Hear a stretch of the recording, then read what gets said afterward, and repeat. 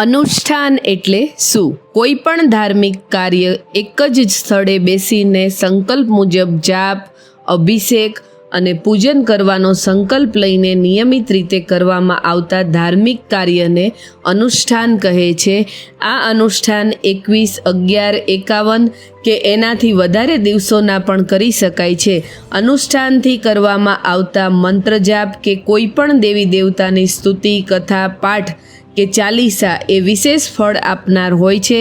અનુષ્ઠાન કરીને જો કોઈ પણ પૂજા ઉપાસના કરવામાં આવે તો વ્યક્તિને આંતરિક શક્તિની પ્રાપ્તિ થાય છે. અનુષ્ઠાનના સંકલ્પથી તે પૂજા ઉપાસના એક જ સમયે અને એક જ આસને થતું હોવાથી તેનો વિશેષ પ્રભાવ હોય છે. અનુષ્ઠાન ખાસ કરીને નવરાત્રિ જેવા પવિત્ર દિવસોમાં વધારે કરવામાં આવે છે. આવતા બીજા વિડીયોમાં આપણે જોશું કે અનુષ્ઠાન કેટલા અને કેવા દિવસોમાં કરવાથી તેનું વિશેષ ફળ મળે છે.